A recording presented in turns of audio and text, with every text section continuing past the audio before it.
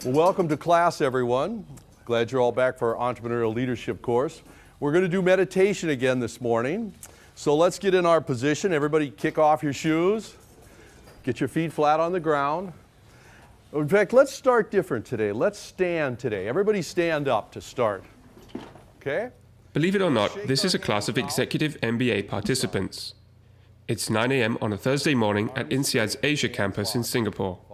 Randall Carlock, a professor of entrepreneurship and family enterprise, is kicking off the day with a meditation session. 1. Focusing on our bodies. Focusing on our relaxation.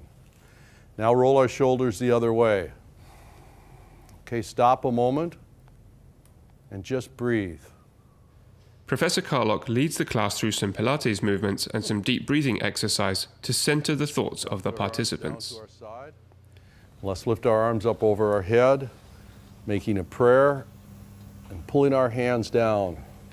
Brain, so our thoughts will be clear. Stop at our mouths, so our words will be clear.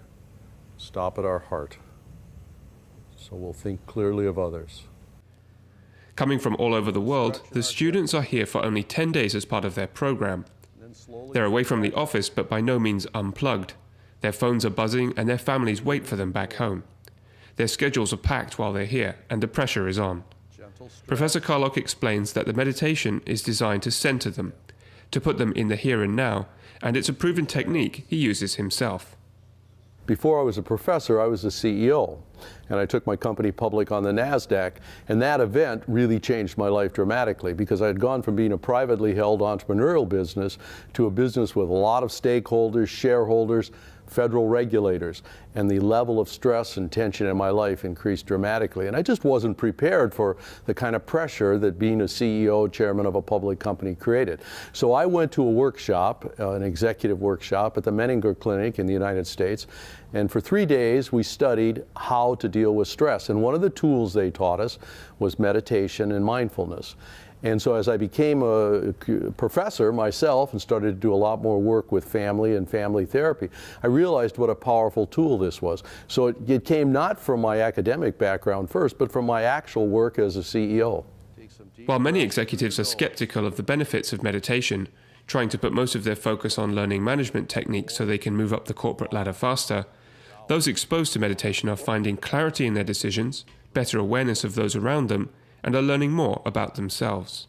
I expected almost nothing. I said what a 5-minute meditation is going to do to me, and I was like completely downplaying the importance of it.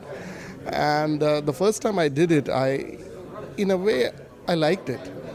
And you know, this shaking and movement, and especially the breathing, it kind of cleared my mind. It brings a clarity of mind, and when you need it, either it's in the morning or during the day, I would really think as a tool to implement for my professional development going forward.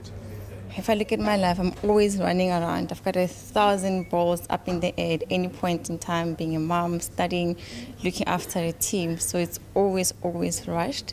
And the first appreciation of it was I was actually able to calm down. And all it takes is about 10 minutes of just slowing down. It's a good thing to be focused and to be self-centered. So I'd like to bring something similar in the work environment. It helps making decisions specifically in the critical situation. So when you have to take risk, when you have to make a serious decision on someone's behalf or like for a serious matter on your business life, that's important because you step back, you you remember your self during the meditation, and then helps to be relaxed and get a better decision.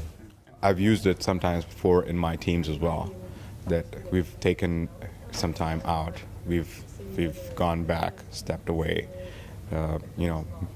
gone into a moment of silence, into a moment of deep breathing, and it has helped. If we're going to be authentic leaders, we have to be more aware of who we are, the actions we're doing, and the impact it has on other people.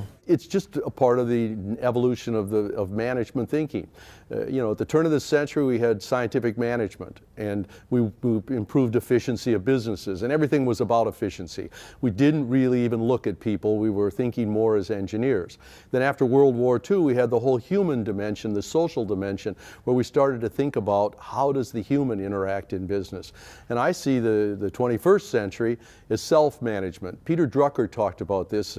He coined the phrase self-management, and he said basically that executives, knowledge workers, have to manage themselves, that other people can't manage them. And meditation is another tool for self-management. The emergence of meditation as a tool in business has been a fast one in recent years, and with major business leaders and entrepreneurs all touting its benefits, as well as business schools, it seems to be catching on.